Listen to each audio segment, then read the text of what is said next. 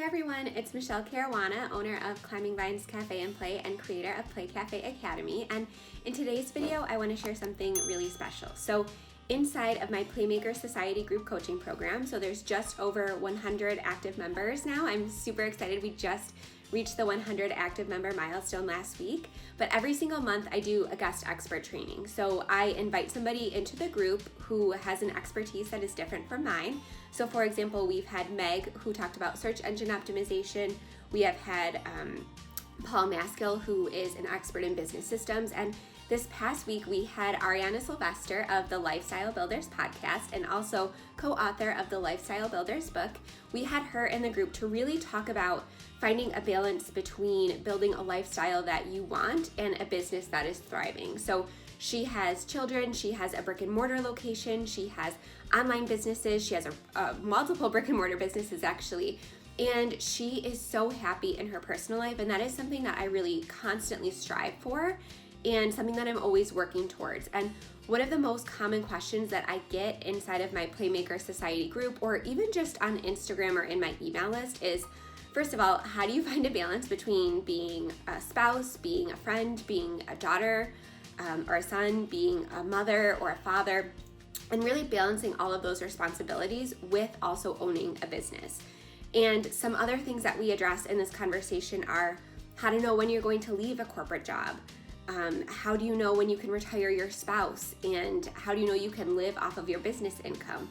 How do you set up your system so that you can start delegating, and what should you delegate, and what can you consider when you're thinking about moving things off your plate so that you can take more time off and spend more time with your family?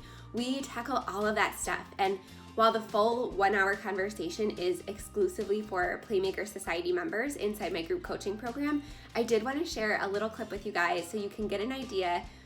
Not only so you can get some great value from Ariana, her book comes out next week, so I'm going to link it into the description of the video, but I also just wanted you guys to get an idea of the guest expert trainings that you can expect if you ever decide to hop on over and join us inside my group coaching program, which I will also link to below. Now, just a quick reminder, my group coaching program is only available to people who have gone through my Play Cafe Academy course, so I'll link that information as well, and you guys can really read all of the information and decide which option is best for you. But I am not going to make you wait any longer. Here is a small clip of my conversation with Ariana Sylvester of the Lifestyle Builders podcast and co-author of the Lifestyle Builders book. So, okay, I'm just looking at the questions that are coming in, but can I ask you like a totally unrelated question? Sure. Because I didn't realize that you had that real estate background.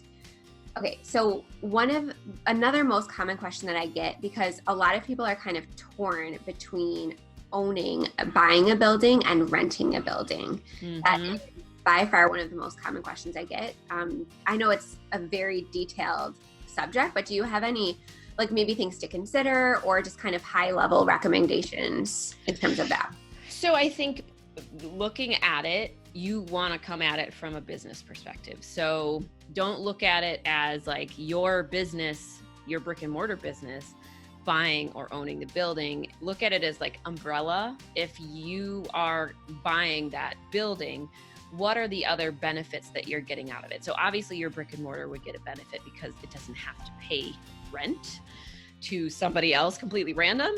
But what you want to make sure is that you're not taking on something else that you don't want to have to then manage. Because if you're buying a building that has more than one space, that means you now become a landlord and you have to have contracts and you have to find tenants to live in that building, and you might have to pay to, demolish and rebuild certain areas depending on what people on your contracts want as tenants.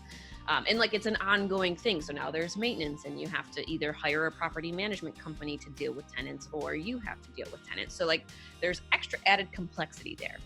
If you're buying a building just for your brick and mortar and that's all that's going to live there, I think you're looking at it, you got to look at it from a numbers perspective. So other buildings in the area, what do they charge for a similar size space every month, and what are the contracts like? Do you have to sign for 3 years? What would that look like if you spent 3 years there and had to pay rent every month versus what is the mortgage going to be on a building if you purchase it yourself?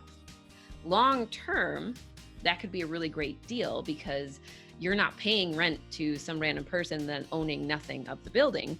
But there are things to think about there too, because if your business for some reason has to move locations or it doesn't end up working out, now you own a building that you are responsible for, and you either have to continue paying rent on or you have to go through the process of selling. So it's just, it's kind of like a pros and cons. What are the things that you're looking for? And kind of like, do you want to add that extra complexity on, or do you want to just have kind of like peace of mind and ease and just worry about renting a space? So that would be, I would just say, do the pros and cons, run the numbers, and make the decision that's best for you. Yep. I know a couple people recently purchased buildings, Christine being one of them, and I just couldn't do it.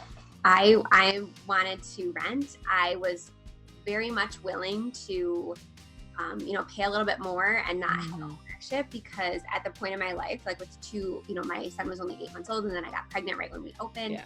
And we were, even though I didn't know I was going to be pregnant, I knew that we wanted another one. And I didn't want to deal with snow removal. I didn't want to deal with me. I just wanted to write my rent check, and like, that was fine with me, but not everybody is like that. Yeah. Yeah. And it's like you said, it's dependent on what you need yourself and what you want to have to deal with. And it's that convenience piece that I think a lot of people forget. Like down the line, if you're 5 years in and you are still having to deal with all that stuff, like it can be an extra strain on you. And every time something goes wrong with the building, like we deal with it because we own the building, but at least it's like we have a real estate business that's established and we have somebody to come in and do repairs when we need them. But like it is a pain when they're like, oh, the toilet flooded, and you're like, oh, son of a bee, I gotta deal with that. Yeah, I just call my landlord and I'm like, exactly. Can you be over in 10 minutes? And he has I love that. I love it. Okay, so going back to I know that was a really random question, but thank you so much for that insight. For fun. So going back to the lifestyle builder concept and, building a business that you love. So another question that I get a lot, and this is something that I struggled with a lot in the beginning, is figuring out what you should outsource and what you should kind of keep on your own plate.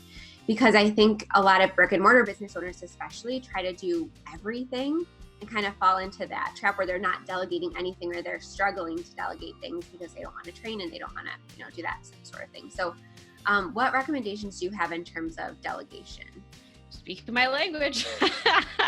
I was one of the people that was like, no, we have to do everything from the start of the wine and liquor store. The real estate, I didn't care. I wanted to hand that off. But the wine and liquor store was like, we were so in it and we had started it from scratch. So I just felt like we needed to be a part of everything. Like we were all the decisions and all of this. And it was very stressful because we had a young child at the time. Elena was only 8 months old when the wine and liquor store opened. And I mean, like the first week we didn't have, our first employee couldn't start till the second week we were open. So the first week we worked the entire shift. So I would take her with me.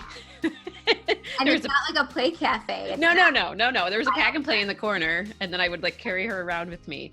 And then the night shift, we would switch, and Tom would come after work and he would work the night shift and I would bring her home. So like we didn't even see each other the first week it was open.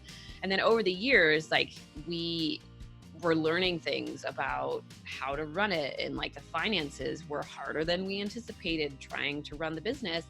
And so I had a hard time like letting go of things because I was so terrified of like, oh my gosh, something's going to go wrong if we aren't keeping tabs on it. But one of our best investments was in our team, in the staff that we hired at the store. We found some really amazing people early on, which has been our saving grace. The one woman who started the second week, she's still with us. She has been managing the store since we've opened it. We call her Miss Mary because she pretty much raised our daughter that first year with me. And then we have another guy who started not long after we opened, and he was just the right person. Yeah. So as we started kind of getting a couple years in, and Tom was like, we need to start getting some of this stuff off your plate, like let's delegate. That he was one of the first people that we started delegating things to because he was very capable and he was very interested. So one of the first things we delegated was the schedule. So we started having him take over doing the schedule and who was working when, and putting in the hours into our payroll software. And then we also started delegating the ordering to him, which was the one that I held on to the longest, but it was stupid because he is way better at it than I ever was. That's what I always say, is I assume that I'm the only one that can do stuff, but most of the time when I delegate something, they can actually do it better because they're there more. Yes. They have different insight and perspective. So thank you for saying that. You're welcome. I was doing the ordering and I don't even drink most alcohol. So it doesn't even make sense. And I wasn't at the store. So, like you said, he's there, he's seeing what people are buying, he's talking to customers. So he had a better handle on that anyways. But then part of it too was because he was there and because he was so interested, he started to kind of dive in and actually shift how we were doing our ordering. And now because of that, we've shifted entirely, and we made more in profit the first year that he was managing the order than we ever had in years prior. And it was because we shifted based on his recommendations of like, hey, I'm looking in the system and I'm seeing that we're pretty much selling 12 cases of this for the year. If I buy 12 cases, we get a much higher discount, and then we're stocked for the year rather than like, I'm gonna buy one case here and one case there. Right. So because of that, like we ended up shifting our ordering. We were managing our finances better, and we were managing the store better. So handing things off to him was one of the best things we ever did. And it was, for me, it was kind of just like, okay, let's just see. It's just a trial period to see if he's interested in it. And then I'll train him and we'll see how it goes. And so at first we really had like a high touch, like I would call him all the time and we'd be talking about it. We'd give him his budget and we'd be like checking the budget. And now, because he's been doing it for the last 2 years, now we know like he has a good feel on things. We'd still talk every week just to make sure if there's anything I need to know or he needs to tell me. But now it's kind of like, okay, well, here's your budget. I'm going to let you do with it for the month what you will. If you go over, that's on you. And then we'll figure it out. But yeah, he's been a huge help for our business and helping it to grow. Awesome. So why did you pick those tasks? Was it because they were taking a lot of time or because they were repeatable? Like what do you consider when you're thinking about delegating something? Both of those two things you just mentioned for sure. How much time are they taking? Are they repeatable tasks? Can you easily train somebody on that process that they can then follow? And then I think the other piece of it too is, are you good at those things that you're trying to be doing? Because a lot of us as business owners are wearing all the hats to begin, but that doesn't mean that we're good at all the things that we're trying to do. So if there's a task where you're like, I kind of forced myself into this, not really as good at it as I would like, that should definitely be something that you look to delegate off to somebody who is better at that task. And then I think enjoyment too. Like, what are the things that you just dread having to do? You know that they're necessary for your business, but if you just don't find enjoyment in doing that, get that off your plate, because they're probably going to enjoy it and do it better because they're good at it and they like it. Nice.